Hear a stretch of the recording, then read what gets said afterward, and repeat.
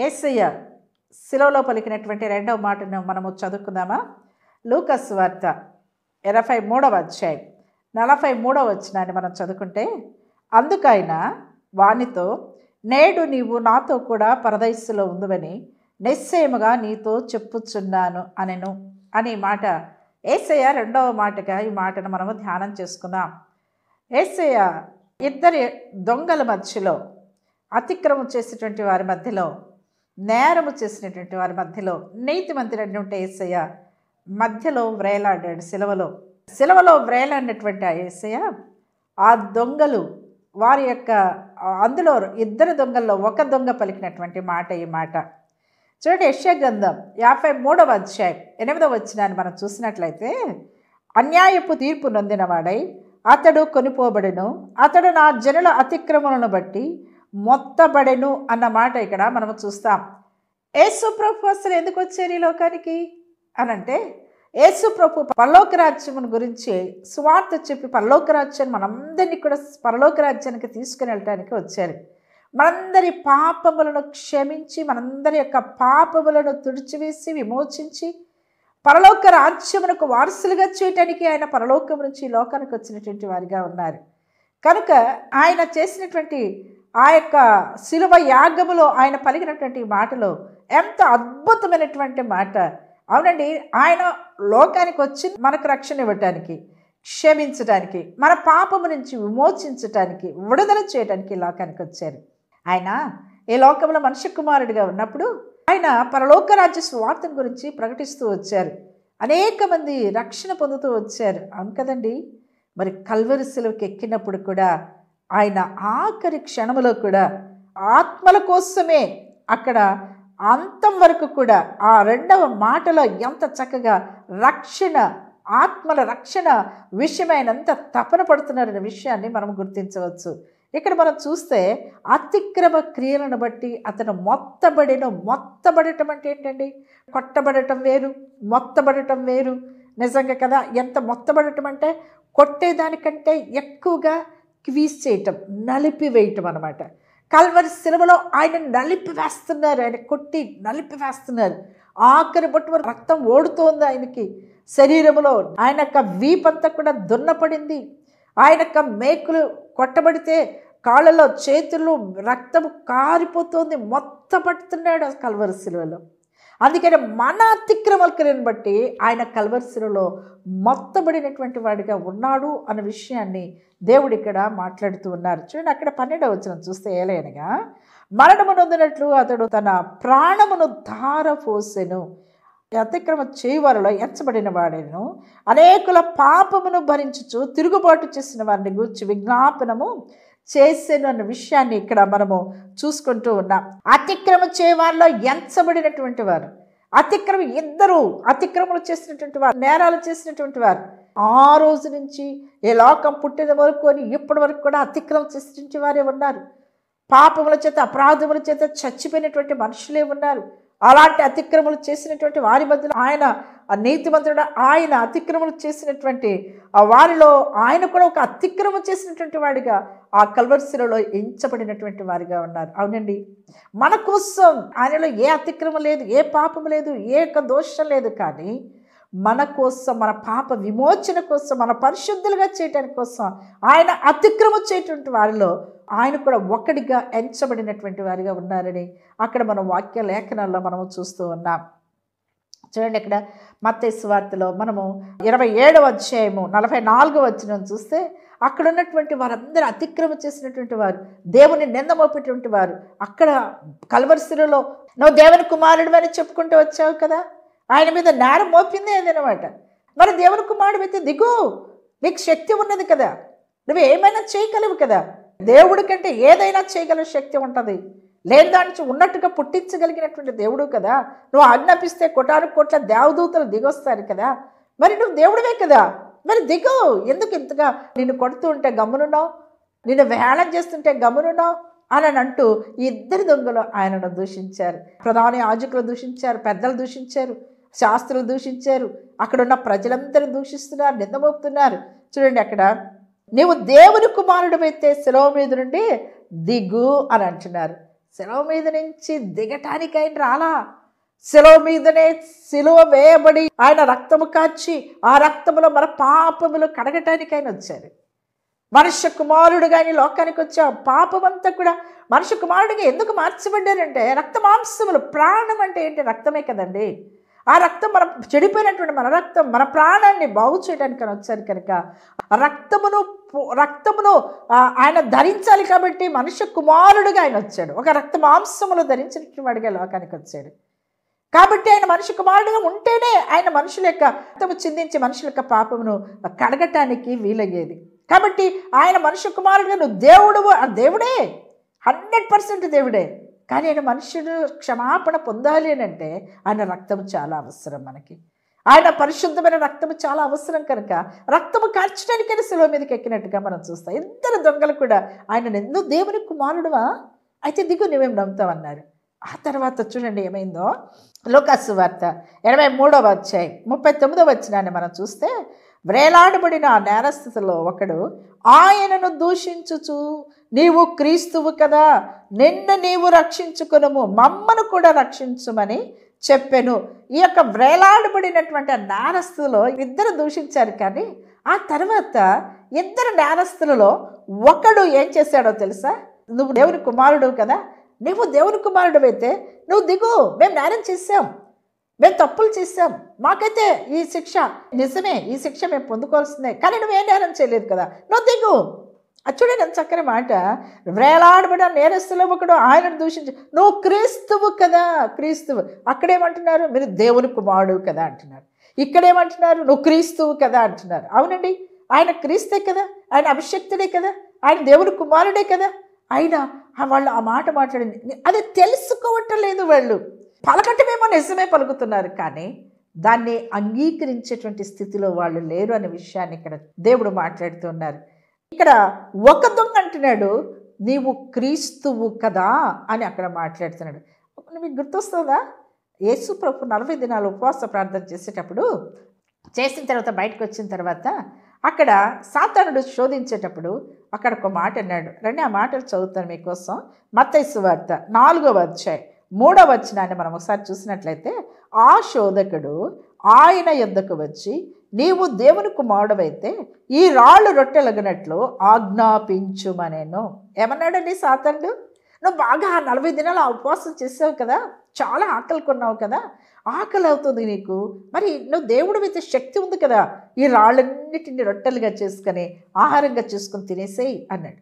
నువ్వు దేవుని కుమారుడవైతే. ఇక్కడ వీళ్ళు ఏమంటున్నారు దొంగలు? నువ్వు దేవుని కుమారుడవైతే దిగు అంటున్నారు. ఆ శాస్త్రులు ప్రధానార్చకులు ఏమంటున్నారు? నువ్వు దేవుని కుమారుడవైతే దిగు, మేము నమ్ముతామంటున్నారు. ఇక్కడ సాతానుడు ఏమంటున్నాడు? యేసు ప్రభు 40 దినాలు ఉపవాసం ఉన్నప్పుడు నువ్వు దేవుని కుమారుడవైతే అంటున్నాడు. అంటే ఇది ఎవరి మాటలు ఇవన్నీ? సాతాను మాటలు కాదా? సాతాను ప్రేరేపించి పలికించిన మాటలు కాదా ఈ మాటలన్నీ? అవునండి, దేవుడే, ఆయన క్రీస్తే, ఆయన యేసే, ఆయన రక్షకుడే. తెలుసు ఆ మాటలు పలుకుతున్నారు, కానీ నోటితో పలుకుతున్నారు, కానీ హృదయం ముందు విశ్వాసం ఉంచలేకపోతున్నారు. ఆనాడు సాతానుడు పలికినటువంటి మాట ఈనాడు కూడా అనేకులు, ఆ దొంగ పలికినటువంటి మాట ఈనాడు కూడా అనేకులు పలుకుతున్నారు. ఆయన దేవుడే, కానీ అందరిలో ఒకడు. ఆయన దేవుడే, కానీ మేము విశ్వసించాం. కానీ చూడండి అక్కడ మత్తయి సువార్త 4వ అధ్యాయం 6వ వచనం నువ్వు దేవుని కుమారుడు అయితే క్రిందికి దుముక్కుము అని అంటున్నాడు. లూకా సువార్త 23వ అధ్యాయము 40-41 వచనము చూస్తే ఆ యొక్క దొంగలు అక్కడ ఏమంటున్నారో తెలుసా? అప్పుడు ఇవన్నీ చెప్పుకున్న తర్వాత ఈ దొంగ మాట్లాడిన తర్వాత నువ్వు దేవుని కుమారుడు అయితే అని ఇవన్నీ ఒక దొంగ మాట్లాడుతున్నాడు, ఇంకో దొంగ వింటూ ఉన్నాడు. ఒకసారి మనము మార్కు సువార్త 15వ అధ్యాయం 7వ వచనాన్ని ఒకసారి చూసినట్లయితే ఆ దొంగలు ఎలాంటి వారంటే అధికారులను ఎదిరించి కలహములతో నరహత్య చేసినటువంటి వారితో కూడా బంధించబడిన బరబ్బా అను ఒకడు ఉండెను. ఇలా అతను ఏం చేశాడో తెలుసా? అతను అధికారులను ఎదిరించినటువంటి వాడు, కలహాలు లేపేటువంటి వాడు, నరహత్య చేసినటువంటి వాడు ఈ యొక్క బరబ్బా అనేటువంటి వాడు. చూడండి లూకా సువార్త 3వ అధ్యాయం 19వ వచనము చూసినట్లయితే వీడు పట్టణంలో జరిగించిన ఒక అల్లరి నిమిత్తమును నరహత్య నిమిత్తము చెరసాలలో వేయబడెను. ఈ యొక్క దొంగ బరబ్బా అనేటువంటి దొంగ భయంకరమైన నరహత్య చేసినటువంటి వాడు. ఇక్కడ వేలాడబడినటువంటి వారు కూడా అంతే, గొప్ప నేరాలు చేసిన నరహత్యలు చేసినటువంటి వారు. అయితే ఇక్కడ బరబ్బను ఆ పండుగలో ఏం చేశారంటే బరబ్బను విడుదల చేసి మాకు యేసయ్యే కావాలా అన్నారు. అంటే అక్కడ యేసు రక్షకుడు అనే విషయాన్ని, ఒక వ్యక్తిని విడుదల చేయటానికి యేసు ప్రభు కల్వరిసలోకి ఎక్కముందే అక్కడ ఏమైందో తెలుసా? ఒక నరహత్య చేసినటువంటి వాడు, ఒక దొంగ, ఒక అల్లరి చేసినటువంటి వాడు అతన్ని విడుదల చేసి యేసుని విడుదల, ఏ నేరము చేయనటువంటి యేసుని విడుదల చేస్తానని పిలాతు అంటే వద్దు వద్దు మాకు బానే నరహత్య చేసేటువంటి వాడిని, ఇదిగో అనేకులను అల్లరి చేసి పట్టణంలో అల్లరి చేసినటువంటి వాడిని, దోషకుడిని, నేరములు చేసినటువంటి వాడిని విడుదల చేయి, నీతిమంతుడిని సిలువేయి అన్నట్టుగా నీతిమంతుని సిలువ వేశారు. అక్కడ పాపము చేసిన, నేరము మోసిన, నరహత్య చేసినటువంటి వాడిని విడుదల చేశారు. చూడండి, కల్వరి సిలువకు ఎక్కకముందే దేవుడు ఒక వ్యక్తిని రక్షించినట్టుగా మనం అక్కడ చూస్తాం. బరబ్బాకు బదులుగా యేసయ్య అక్కడ కల్వరి సిలువలోనికి ఎక్కినట్టుగా మనం చూస్తూ ఉన్నాం. హల్లెలూయా. అదే రీతిలో కల్వరి శిలువలో అటు ఇటుగా వేలాడబడినటువంటి దొంగలు కూడా, ఒక దొంగ, ఇద్దరు దూషించారు. ఒక దొంగ యేసు ప్రభుని చూచి పలుకుతున్నటువంటి ఆ మాటలను రెండవ దొంగ విని ఇద్దరు దూషించినటువంటి వారే. అయితే అందరూ దూషిస్తున్నా, అందరూ నేరాలు మోపుతున్నా ఎవరిని ఏమనటంలా కామ్గా ఉన్నారు. ప్రభువా వీరేం చేస్తున్నారు, వీరికి తెలియదు, క్షమించని పలుకుతున్నాడు. ఏంటి ఈయన క్షమాపణ చెప్పడానికి? ఈయన ఎవరు? ఈయన యేసయ్య అంటాడు. మేము ఎదురు చూస్తున్న మెస్సీయనే అంటాడు. ఈయనలో నిజంగా దేవుని కుమారుడే, ఈయన యేసయ్యే, తప్పకుండా ఈయన యేసయ్య అంటాడు, తప్పకుండా ఈయన క్రీస్తు అంటాడు, తప్పకుండా ఈయన దేవుని కుమారుడే అంటాడు. లేకపోతే ఇప్పుడు మనం నింద ఎవరైనా మోపితే ఊరుకుంటామండి? 1కి 10 మాటలు మాట్లాడతాం కదా. ఈయన దొంగ మాట్లాడుతున్నాడు కదా, దొంగ ఆయన దూషిస్తున్నాడు, ఆ దొంగ ఆయన నేరం మోపుతున్నాడు. మరి మన స్వభావం కూడా అంతే కదా. అయితే ఇక్కడ ఇంకొక దొంగ ఆయన యొక్క ప్రవర్తన చూశాడు, మొదటి మాటను గుర్తించాడు. ఈయన క్షమించు తండ్రి అని అడుగుతున్నాడే, ఈయన ఈ క్షమించేటువంటి గుణము కలిగినటువంటి వాడు, ఎంత చిత్రహింసలు చేస్తున్నా కూడా క్షమాపణ హృదయము ఎలా వచ్చింది ఈయనకి? ఈయన నిజంగా దేవుడే, ఈయన నిజంగా దేవుని స్వభావం కలిగినటువంటి వాడే అని చెప్పి ఈయన పలుకుతున్నటువంటి రెండవ వ్యక్తి పలుకుతున్నటువంటి మాట ఏంటో తెలుసా? రండి మీకోసం చదువుతా. లూకా సువార్త 23వ అధ్యాయం 41వ వచనాన్ని మనం చూసినట్లయితే, అయితే రెండవ వాడు వానిని గద్దించి, నీవు అదే శిక్షా విధిలో ఉన్నావు కనుక దేవునికి భయపడవా? మనకైతే ఇది న్యాయమే, మనము చేసిన వాటికి తగిన ఫలము పొందుచున్నాము, కానీ ఈయన ఏ తప్పిదమును చేయలేదని చెప్పి అని మాట రాయబడింది. ఆయన పలికినటువంటి మాటలు శ్రేష్టమైన మాటలు 10 మాటలు మీకు చెప్తాను చూడండి. ఆ మాటలు ఒక్కొక్కటిగా మీతో మాట్లాడతాను. అయితే రెండవ వాడు వానిని గద్దించాడండి. ఏంటి నువ్వు అలా మాట్లాడుతున్నావు? ఆయన క్రీస్తే, నువ్వు క్రీస్తువైతే, నువ్వు దేవుని కుమారుడువైతే దిగు అంటున్నావు కదా. ఆయన క్రీస్తే, నువ్వు నేరం చేస్తే దానికి ఇది న్యాయమే. అందుకని రెండవ మాటకి ఏమంటున్నాడంటే చూడండి, అక్కడ నీవు అదే శిక్షా విధిలో ఉన్నావు కనుక దేవునికి భయపడవా? 10 మాటలో మొదటి మాట అతన్ని గద్దించాడు. అవును, ఆయన దేవుడే, నువ్వు ఆ మాట మాట్లాడొద్దు, నువ్వు ఇప్పుడు ఇంత అనుభవిస్తూ కూడా నువ్వెందుకు మళ్ళీ తిరిగి ఆయన మీద నేరం మోపుతున్నావు? నువ్వు దేవునికి భయపడవా? అది రెండవ మాటగా ధ్యానం చేస్తారు. దేవునికి భయపడవా? అనేకులు మరి దేవుని విషయంలో నిజంగా ఎంత విపరీతమైనగా దేవుని దూషిస్తూ ఉన్నారు, విపరీతంగా దేవుని మరి తిడుతూ ఉన్నారు. ఈ దొంగలాగా అనేక మంది త్రోవ తప్పి మాట్లాడుతూ ఉన్నారు. అయితే దేవుని యొక్క నీతి నెరిగినటువంటి వారు గద్దింపుతో వాళ్ళని గద్దిస్తూ ఉన్నారు. హల్లెలూయా. ఈ యొక్క దొంగ, మొదటి దొంగ విషయంలో ఇది మనకు న్యాయమే, ఇది దేవుడు, నిజంగా దేవుడే ఆయన గద్దిస్తున్నాడు, ఆ దొంగను గద్దిస్తూ ఉన్నట్టుగా మనం ఇక్కడ చూస్తున్నాం. నిజమే, యేసు ప్రభు నిజమైన దేవుడని చెప్పగలిగితే ఎంతైనా మంచిది. అనేక మంది మన సేవకులు ఆ విధంగా దేవుని దూషించేటువంటి వారికి బుద్ధి చెప్తూ ఉంటారు కదా. గద్దింపు చాలా అవసరమే, మన జీవితంలో గద్దింపు అవసరమే. అనేక సార్లు మనం తప్పిపోతున్నప్పుడు మనకు గద్దింపు చాలా అవసరం. రెండవ మాటగా నువ్వు దేవునికి భయపడవా? దేవునికి భయపడేటువంటి వారంగా మనం ఉండాలి. మనుషులకు భయపడతాం, అధికారులకు భయపడతాం, మనల్ని ఎవరైనా ఎదిరిస్తే, మనల్ని ఎవరైనా కొట్టే వాళ్ళని చూస్తే, కనీసం మనం ఇంట్లో ఒక చీమ కొడుతుందంటే భయపడతాం కదండి. అక్కడ చీమలు పుట్టుందంటే భయపడిపోతాం, క్రూర జంతువులు తిరుగుతున్నాయంటే అటు భయపడిపోతాం కదా. అన్నిటికీ భయపడుతున్నాం, కానీ దేవునికి భయపడినటువంటి వారు నరులు చాలామంది ఉన్నారు. అమ్మాయ్యా నువ్వు ఆ విధంగా ఉన్నావా? అందరికీ భయపడుతున్నావు, నీ అధికారులకు భయపడుతున్నావు, నీ తల్లిదండ్రులకు భయపడుతున్నావు, నీ బిడ్డలకు భయపడుతున్నావు, నీ భర్తకు భయపడుతున్నావు, అయ్యా నీ భార్యకు భయపడుతున్నావు, నీ బిడ్డలకు భయపడుతున్నావు, కానీ నీ అధికారులకు భయపడుతున్నావు, కానీ దేవునికి భయపడటం లేదు. దేవుడు ఇక్కడ మాట్లాడటం లేదా? అయితే ఆ దొంగ గుర్తించాడు, మనం దేవునికి భయపడదాం, మనం దేవునికి భయపడదామని గద్దిస్తున్నాడు. భయపడదామా? మనం దేవునికి భయపడదామా? మన అతిక్రమం బట్టి ఆయన వేలాడుతున్నటువంటి పాపం నిమిత్తం ఆయన రక్తము కరుస్తున్న ఆయనకు మనం భయపడినట్లయితే మనకు పరలోక రాజ్య వారసులు అవుతాం. మనకు పాప క్షమాపణ వస్తుంది. దేవునికి భయపడేటువంటి వారంగా మనం ఉండాలి. మూడవదిగా మనం చూసినట్లయితే మనకైతే మనం ఎలాంటి వారమండి? అది మూడవ మాట పలుకుతున్నాడు. ఆ రెండవ విధంగా మనము ఎలాంటి వారం? పాపులము, లోకంలో పడిచెడి నశించిపోతున్నటువంటి నశించిపోయినది అంటారు. వెతికి రక్షించడానికి ఎందుకు వచ్చాడు ఆయన అంటే నశించిపోయిన మనము పరలోక రాజ్య వారసులం కాదు. పరలోకానికి మన వారసత్వం లేదు మనకి. ఎందుకంటే పాపం చేత మనము నశించిపోయాం. పరలోకానికి పోవటానికి మా పరలోకం అనేది పరిశుద్ధంగా ఉండేటువంటిది. అక్కడ పరిశుద్ధులు తప్ప ఇంకొకళ్ళు మరి అడుగు పెట్టడానికి వీలు లేదు. కాబట్టి మనల్ని పరిశుద్ధులుగా మార్చడానికి ఆయన ఈ లోకానికి వచ్చినటువంటి వారిగా ఉన్నారు. తను తాను పశ్చాత్తపడుతూ తను తాను గుర్తించుకుంటూ ఆ దొంగకు కూడా గుర్తు చేస్తున్నట్టుగా ఇక్కడ మనం అది మూడో మాటగా మనం చూస్తున్నాం. నాలుగో మాటగా ఆ దొంగ పలుకుతుంది ఏంటంటే ఇది న్యాయమే. అంటే ఇది అంటే శిక్ష. ఎక్కడున్నాడు దొంగ? ఇద్దరు దొంగలు అక్కడ శిక్ష పొందుతూ ఉన్నారు. కల్వరి శిలువలో వారు కొట్టబడుతున్నారు. వాళ్ళు కూడా ఇదిగో వాళ్ళు పొందుతున్నటువంటి శిక్ష. ఒక తప్పిదానికి, ఒక తప్పుకు ఖచ్చితంగా శిక్ష అనేది ఉంటుంది కదా. కాబట్టి ఇది న్యాయం, ఇది న్యాయం. మనం చేసిన తప్పులకి ఇది న్యాయం. కానీ ఆయన ఏ నేరం చేయలేదే. మనకైతే ఇది న్యాయం, ఇది న్యాయం కాదు. ఆయనకి ఇట్లా శిక్ష విధించడం న్యాయం కాదు. ఎంతమంది ఎంత నేరాలు మోపుతున్నా ఆయన ఒక్క మాట నోటితోనైనా ఆయన దూషించలేదు, అవన్నీ కూడా దూషించలేదు. ఆయన పశ్చాత్తపడుతున్నాడు. దొంగ ఇలా శిక్ష విధించడం న్యాయం కాదు అని ఆ దొంగ అక్కడ మూడో మాటకి అక్కడ పలుకుతూ ఉన్నాడు. చూడండి, అక్కడే మనం చూస్తే మనము చేసిన వాటికి తగిన ఫలము, తగిన ఫలము. ఇది ఐదో మాటగా ఇది న్యాయమే అన్న మాట నాలుగో మాటగా మనం ధ్యానం చేస్తే, నేను చాలా బ్రీఫ్గా చెప్తున్నాను, మీరు ధ్యానం చేయండి, చాలా మాటలు ఉన్నాయి ఇందులో.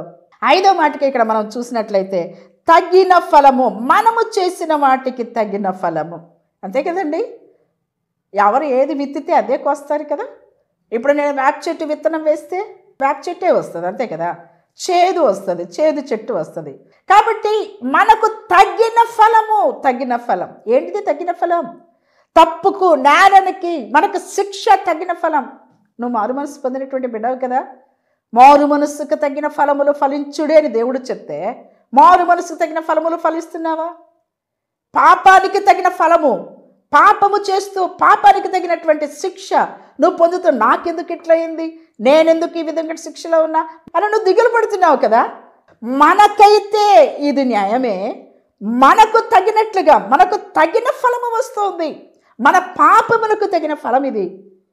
ఆ శిక్ష అనేది పాపమునకు తగిన ఫలం. నువ్వు శిక్షలో ఉన్నావా? పాపపు శిక్ష అందరికీ వస్తుంది. ఆ శిక్షను తొలగించడానికి యేసే వచ్చాడు. అది గుర్తిస్తున్నావా?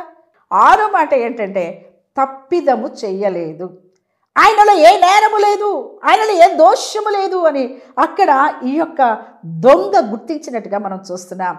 చూడండి, తర్వాత ఏ తప్పిదము చేయలేదని చెప్పి ఆయనను చూచి అన్ని దొంగకి చెప్పాడు. నువ్వు ఇలా మనకు న్యాయమే అన్ని విషయాలు చెప్పిన తర్వాత ఎవరి వైపు చూచాడండి? ఆ ప్రక్కన యేసయ్య వైపు చూచాడు. ఇప్పుడు ఎవరి వైపు చూస్తున్నాడండి దొంగ? చూడండి ఆ మాట అక్కడ ఆయనను ఏడో మాటగా ఆయన వైపు చూచాడు. నువ్వు చూస్తున్నావా? ఆయన వైపు చూస్తున్నావా? యేసయ్య వైపు చూస్తే నీకు రక్షణ వస్తుంది. ఆయన వైపు చూస్తే రక్షణ పొందేవా? పాప క్షమాపణ పొందేవా? అది ఏడో మాటగా మనం ధ్యానం చేయొచ్చు. తర్వాత ఆయన అంటున్న మాట ఏంటంటే యేసు అంటే ఏంటండి? రక్షకుడా, నన్ను రక్షించేవాడు, పాపం నుంచి రక్షించేవాడు, నరకం నుంచి రక్షించే దేవుడు నువ్వే, ఈ లోక పాప శాపము నుంచి రక్షించే దేవుడు నువ్వే. యేసు రక్షకుడు అని పిలుస్తున్నాడు. పిలుస్తావా? ఈ దినము యేసు నన్ను రక్షించని పిలుస్తావా? ఆ దొంగ పిలుస్తున్నాడు ఆ విధంగా, యేసు నన్ను రక్షించని పిలుస్తున్నాడు. నువ్వు 40 దినములు ఉపవాస ప్రార్థనలు చేస్తున్నా, నువ్వు యేసు అని నువ్వు నీ సొంత రక్షకుడిగా నువ్వు గుర్తించలేకపోతే, ఈ దొంగలాగా నువ్వు పిలవకపోతే మోక్షము లేదు, స్వర్గము లేదు. యేసు ప్రభు పరలోక రాజ్యములను చేరలేవు. 8వ మాటకి యేసు అని పిలుస్తున్నాడు. 9వ మాటగా చూడండి, నీ రాజ్యములోనికి వచ్చినప్పుడు, నీ రాజ్యము అంటే ఏంటండి? పరలోక రాజ్యం ఒకటి ఉన్నదని గుర్తుపెట్టాడు ఆయన. ముందుగానే ఆయనకు తెలుసు, కానీ ఆయన అంగీకరించలేనటువంటి స్థితిలో ఉన్నాడు. ఎప్పుడు అంగీకరిస్తున్నాడు ఆయన? నీ రాజ్యంలోనికి వచ్చేటప్పుడు నన్ను జ్ఞాపకము చేసుకో అనేది 10వ మాట. మరి ఈ మాటలు 10 మాటలు చాలా చక్కగా, చాలా లోతైనటువంటి మాటలుగా ఉన్నాయి. ధ్యానం చెయ్యండి. టైం లేదు కాబట్టి మీకు చెప్పట్లేదు. జ్ఞాపకం చేసుకోమని ప్రార్థన చెయ్యి. ఏదైనా బాగలేనప్పుడు చెప్తావు, యేసయ్యా నన్ను జ్ఞాపకం చేసుకో, నాకు బాగాలేదని చెప్తావు. యేసయ్యా నా ఇంట్లో ఆర్థిక పరిస్థితులు బాగాలేవు, నాకు ఆర్థికంగా సహాయం చేయి అంటావు, జ్ఞాపకం చేసుకో అంటావు. పాప క్షమాపణ కోసం జ్ఞాపకం చేసుకోమని చెప్తావా? ఆ దొంగ చెప్తున్నాడండి, పరలోక రాజ్యములకు వారసులు కావాలంటే జ్ఞాపకం చేసుకో, నన్ను జ్ఞాపకం చేసుకో అన్నాడు ఆ దొంగ. నువ్వు చెప్పగలవా? మాట చెప్పగలవా? ఇప్పుడు చెప్తే ఆయన నిన్ను రక్షిస్తాడు. ఆ దొంగకు అప్పుడు వెంటనే ఆయన పశ్చాత్తాపం చూశాడు. ఆయన ఆ రియలైజ్ కావటం చూశాడు. అతని ఆశ చూశాడు. యేసు అనటం చూశాడు. రక్షకుడిగా గుర్తించాడు, స్వీకరించాడు. కనుక వెంటనే ఏం చేశాడో తెలుసా?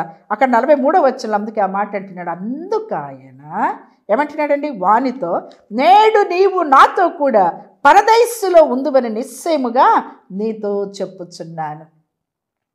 ఈరోజు నీకు రక్షణ వస్తుంది. ఆ దొంగకు కూడా రక్షణ వచ్చింది.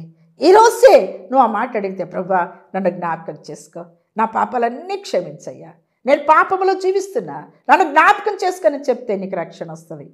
ఆ దొంగకు క్షణంలో రక్షణ వచ్చింది. నీకు కూడా ఈ క్షణంలో నీకు రక్షణ వస్తుంది. చెప్తావా? యేసుకి చెప్తావా? ఆ మాట చెప్తే, అది లేకపోతే శిలువ ధ్యానాలు వ్యర్థమే. ఆయన శిలువలో శ్రమ పడింది వ్యర్థమే. ఆయన రక్తం కార్చింది వ్యర్థమే. ఆ రక్తం నీకోసమే. ఒక్కసారి జ్ఞాపకం చేసుకోయ్యా, నీ రక్తంతో నన్ను కడుగని చెప్తావా? ఆ దొంగ రక్షణ పొందాడు. నీకు కూడా రక్షణ ఇవ్వాలని ఇష్టపడుతున్నాడు. ప్రార్థన చేసుకుందామా? మోకరించి పాపాలు క్షమించమని అడుగు. దేవుడికి పాపాలు క్షమిస్తాడు. ప్రార్థన చేసుకో.